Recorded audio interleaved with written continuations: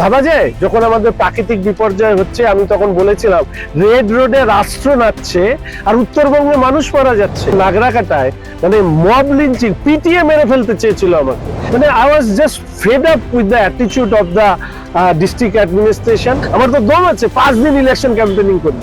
আজকে তো এই কোনটিকে বাঁচানোর লড়াই। Siliguri should be the stop point of north. 2021-এ বিধানসভায় এত ভোটে 35,000-এর বেশি ভোটে জয়, এবার আর থেকে ডবল ভোটে তারপর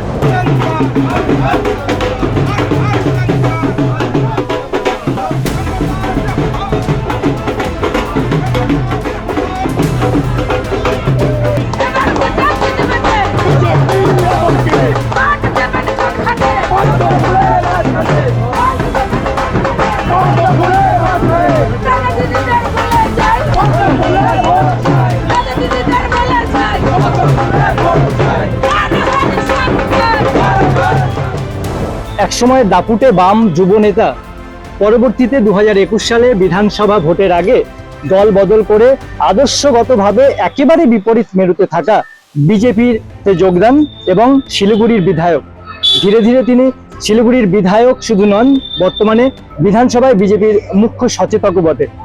নিজের কৃতিত্বে তিনি গোটা রাজ্য জুড়ে নিজের পরিচিতি গত 5 বছরে বানিয়ে নিয়েছেন। এখন কলকাতা থেকে শিলিগুড়ি, কোচবিহার থেকে মালদা, প্রত্যেকেই একটা নাম অবশ্যই জানেন, শঙ্কর ঘোষ। শঙ্করদা, তোমাকে স্বাগত উত্তরবঙ্গ সংবাদের কথায় কথায় অনুষ্ঠানে। শঙ্করদা, প্রথমেই যে বিষয়টা জানতে চাইবো তোমার কাছে, যে 2021 সালের যে বিজেপির ওয়েভটা ছিল, যে বিজেপির হাওয়াটা ছিল, এবং 2021-এ বিধানসভায় তোমার মূল প্রতিপক্ষ ছিল ওম প্রকাশ মিশ্র, যিনি বহিরাগত বলে একটা তকমা দেওয়া হয়েছিল, ফলে তোমার জেতাটা অনেক সহজ হয়েছিল। 2021 এবং 2026 ফারাকটা কি বুঝছো? ফারাক আছে। নির্বাচন ঘোষণা এবং তারপরে যখন আমি বেরোলাম যে রাস্তায় রাস্তায় জয় শ্রীরাম, 1 লাখে জিতবেন, 50,000-এ জিতবেন, এদেরকে হারাতেই হবে, এই কথাগুলো কিন্তু আবার আস্তে আস্তে আস্তে আস্তে তার গতি নিচ্ছে। ফলে এই একটা জিনিস, অর্থাৎ ওক্ষেত্রে প্রথম দিন থেকে পেয়েছিলাম, এক্ষেত্রে যেহেতু আমি এখন 5 বছর ধরে বিধায়ক কাজ করছিলাম, প্রথমে আমি বুঝিনি যে টেম্পোটা এইভাবে আস্তে আস্তে ওঠে। তো ইলেকশন টেম্পোতে আমি বুঝতে পারছি যে অ্যান্টি ইনকামবেন্সি প্রচন্ড বেশি। শিলিগুড়ি এমনিতেই মাননীয় প্রধানমন্ত্রীর একটা বড় প্রভাব এখানে রয়েছে। আমি তো ওই জন্য বলি মোদিজির শহর শিলিগুড়ি, আর বেনারস বুলেট ট্রেন এটাও এক ধরনের ইঙ্গিত। তার সাথে সাথে এখানে আমাদের রামনবমীর যখন অনুষ্ঠান হয়, বোঝা যায় যে এখানে সনাতন আচার পদ্ধতি, রামের প্রতি ভক্তি ইত্যাদি সমস্তটা মিলিয়ে এখানে বিজেপিকে হারানো। রামনবমীতে তো এবারও তৃণমূল কংগ্রেসের সমানভাবে পাল্লা দিয়েছে রাস্তায়। রঞ্জিত, পাল্লা দেওয়া নিশ্চয়ই দিতে পারে। রাম তো কারো একার নয়, তার ভক্তি সে যে কেউ করতে পারে, কিন্তু মাথায় রাখতে হবে ভক্তিটা নির্বাচনের জন্য না নির্বাচনের জন্য। 2021-এ বহিরাগত প্রার্থী, এবার আমি বহিরাগত শব্দের তীব্র আপত্তি। ওম প্রকাশ মিশ্র উনি অধ্যাপক মানুষ, ভিসি ছিলেন। রাজনীতিতে বহিরাগত বলে কিছু হয়? আজকে রাজ্যসভায় তৃণমূল যাদের প্রার্থী দিয়েছে তাদের অধিকাংশই বাংলার বাইরের মানুষ। মাননীয় মেয়র সাহেবও যেরকম শহরে বড় হয়ে উঠেছেন, আমিও শহরে বড় হয়ে উঠেছি, আমাদের দুজনের মধ্যে প্রতিদ্বন্দ্বিতা হচ্ছে এবং সেখানে দাঁড়িয়ে মানুষ একজনকে বেছে নেবে। এই বিজেপিতে আদি নব্য, এই ফারাকটা কতটা অনুভব করে? এই প্রসঙ্গে একটা কথা বলেছিল যে যেদিন বিজেপি পার্টির প্রতিষ্ঠা হয়েছে সেদিন যিনি এসছিলেন, তার পরের দিন যে যুক্ত হয়েছে সে কি হয়ে গেল? সে নব্য। তাহলে এই সংজ্ঞাটা নির্ধারিত করা উচিত আমার মনে হয় কাজের মাধ্যমে। আমি শেখার চেষ্টা করি এবং শিখতে শিখতে যতটা আয়ত্ত করতে পেরেছি, কৃতজ্ঞ নেতৃত্বের কাছে যে 5 বছরের মধ্যে যে সম্মান আমাকে ভারতীয় জনতা পার্টি দিয়েছে, সেই সম্মান মনে হয় 30 বছরে আমি বামপন্থী, 30 না তার থেকে কম হবে, 25, 26, 27 বছর হবে অনেক। তো সেই সম্মান আমি পাইনি এবং আগামী 25 বছর করলেও সেই সম্মান পেতাম না, এটা নিশ্চিত। সম্ভবত একটা বিষয় বলা হয় যে 2021-এ তুমি যখন সিপিএম থেকে আসো বিজেপিতে, সিপিএম এর যে তরুণ প্রজন্ম যারা যুবরা, তাদের মধ্যেও একটা ক্ষোভ ছিল কিন্তু, এবং সেই ভোটটা তোমার ভোট বাক্সে পড়েছে, বিজেপির ভোট বাক্সে। তো এবার কি সেই ভোটটা মনে হয় যে এবারও সিপিএম এর একটা ভোট তোমার ভোট বাক্সে পড়বে? প্রথম কথা, আমি যে সিদ্ধান্ত নিয়েছি সেই সিদ্ধান্তে আমি কোনোদিন তাদেরকে প্রভাবিত করিনি। একার সিদ্ধান্ত নিয়েছি, আমার ওয়াইফও জানতো না। মানে লাস্ট দিন যখন আমি ফ্ল্যাগ লাগিয়ে বেরিয়েছি পার্টির, সেদিনও কাউকে বলিনি, একা ভেবে একা সিদ্ধান্ত নিয়েছি। আর এই যে দল বদল করা, রঞ্জিত, আমি কিন্তু পার্টি প্রথমে ছেড়েছি, কেউ বলতে পারবে না তার আগে বিজেপির সাথে আমার কোনো সংসদ ছিল। লালপদ্মের প্রার্থী লালপদ্ম আমি দেখলাম ভালো, লালপদ্ম বলা তো খুবই ভালো রঞ্জিত। তো লালপদ্ম অত্যন্ত দুর্লভ, মা লক্ষ্মী বসেন, তো অসুবিধা কোথায়? কেউ তো চোরে চোরে মাস্তুতো ভাই বলেনি। তো চোরে চোরে মাস্তুতো ভাই শোনাটা বেশি ভালো নাকি লালপদ্ম বেশি শোনা ভালো? বিজেপির জেলা নেতৃত্ব, শিলিগুড়ি সাংগঠনিক জেলা নেতৃত্বের অনেকেই চাননি যে শঙ্কর ঘোষ এবার এখান থেকে প্রার্থী হন, এবং তারা এখনো দূরত্বটা বজায় রাখছেন। এটা কতটা সত্যি? দেখুন, আমি ব্যক্তিগতভাবে দীর্ঘদিন রাজনীতি করতে এসে এটুকু বুঝেছি যে কিছু না কিছু সমস্যা প্রতিবন্ধকতা থাকে। সেই সমস্যা প্রতিবন্ধকতার কথা না ভেবে দলের হয়ে দায়িত্ব পালন করাটাই আমার কাজ। আজকে আমি যা হয়েছি তার জন্য শিলিগুড়ির মানুষ যেরকম তার জন্য কৃতিত্ব দাবি করতে পারে, আজকে আমি যা হয়েছি তার জন্য ভারতীয় জনতা পার্টির সর্বোচ্চ নেতৃত্বের পাশাপাশি শিলিগুড়ির সাংগঠনিক জেলাও তার কৃতিত্ব রাখে। বিধায়ক হিসেবে আপনার পারফরমেন্স অন্তত যেটা রঞ্জিত, অনেকে প্রশ্ন করে বিরোধী দলের বিধায়কের কাজ। আচ্ছা, বিরোধী দলের বিধায়কের মুখ্যমন্ত্রীর নাম কি শুভেন্দু অধিকারী?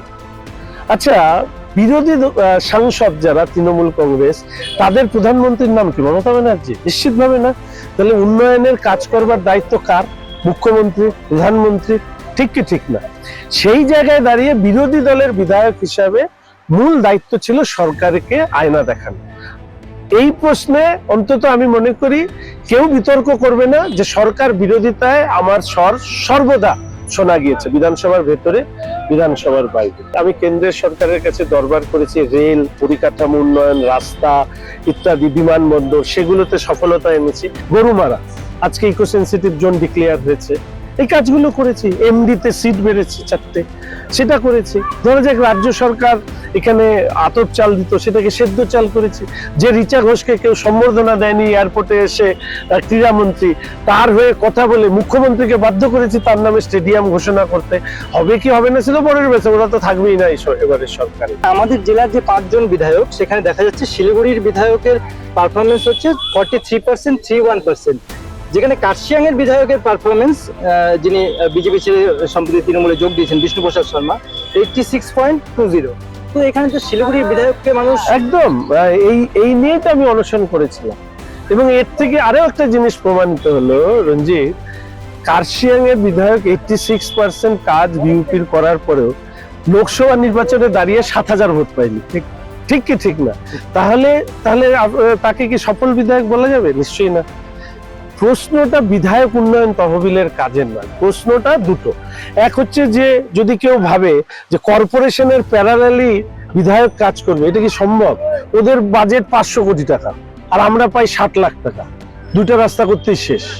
আর সেইটুকু টাকাও কাজ করতে দেয়নি। মানে I was just fed up with the attitude of the district administration এবং ডিএম, সিও এবং মেয়র সাহেব। দিস আর দ্য ট্রায়ো যারা আমাকে এই সামান্য টাকার কাজ যেটা আমি মানুষের জন্য করতে পারতাম সেটা করতে দেয়নি। ভাবা যায় যখন আমাদের প্রাকৃতিক বিপর্যয় হচ্ছে, আমি তখন বলেছিলাম রেড রোডে রাষ্ট্র নাচছে আর উত্তরবঙ্গে মানুষ মারা যাচ্ছে, তারপরে নাগরাকাটায় মানে মব লিঞ্চিং, পিটিএ মেরে ফেলতে চেয়েছিল আমাকে।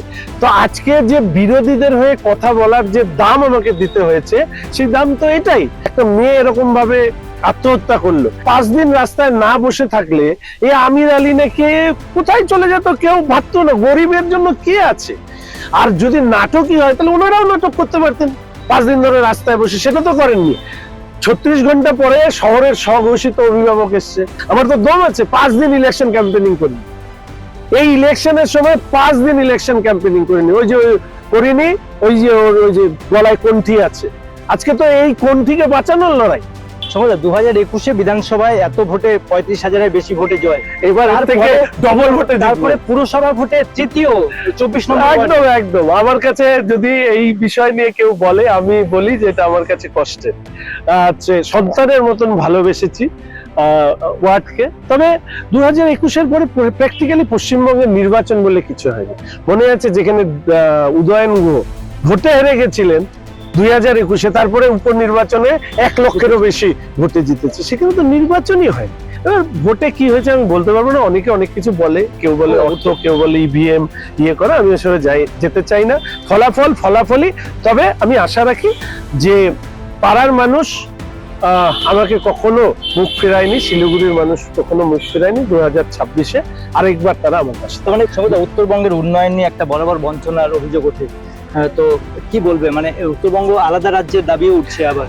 দেখো, উত্তরবঙ্গের মানুষের একটা বিচ্ছিন্নতার অনুভব আছে। এই অনুভবটার কারণ হচ্ছে ধরো এইমস হওয়ার কথা রায়গঞ্জে, চলে গেল ওখানে। কলকাতায় একটা ফ্লাইওভার হতে যদি 1200 কোটি টাকা খরচা হয়, আমার উত্তরবঙ্গ উন্নয়ন দপ্তরের বাজেটই হচ্ছে 800 কোটি টাকা, খরচা হয় 300-400 কোটি টাকা। তাহলে মানুষের প্রশ্ন তোলার মধ্যে অস্বাভাবিকতা নেই। তো সেই জন্য বঞ্চনার দাবিটার সাথে সহমত। তবে আলাদা রাজ্যই সমস্ত সমস্যার সমাধান করবে, নাকি এই রাজ্যের মধ্যে থেকেও এই সমস্যার সমাধান করা সম্ভব, সেটা 2026 সালে ভারতীয় জনতা পার্টির সরকার তার কাজের মধ্যে যেতে পারে। বিজেপি শিলিগুড়ি নিয়ে কি পরিকল্পনা রয়েছে? অনেক Siliguri should be the stop point of North East. অর্থাৎ আমার শিলিগুড়ি পেরিয়ে কলকাতা যাবে না, আমার শিলিগুড়ি পেরিয়ে অন্য জায়গায় যাবে না। মানুষের যা চাহিদা, সেই চাহিদা আমরা এখানে পূর্ণ করব, এটাই হচ্ছে মূল কথা। সেটা education, health, infrastructure, tourism, service provider, এই জায়গাগুলো। ওই জন্য আমি সবসময় বলি নর্থ ইস্টকে ক্যাটার করে শিলিগুড়ি। ফলে শিলিগুড়িকে এমনভাবে তৈরি করব যা ভবিষ্যতে এই সমস্ত সেক্টরের ক্যাপিটাল হিসেবে শিলিগুড়ি চিহ্নিত হয়, নাকি ওই গেটওয়ে হিসেবে চিহ্নিত হয়। আমি চাই যে আমার শিলিগুড়িতে এসেই মানুষ যেন তার সব পরিষেবা নর্থ ইস্টের সেইখান থেকে যেন উপভোগ করতে পারে। গোটা উত্তরবঙ্গ যদি ধরি 54টা আসন, কি ফলাফল হবে? 45টার কাছে বিজেপি 45টার কাছে।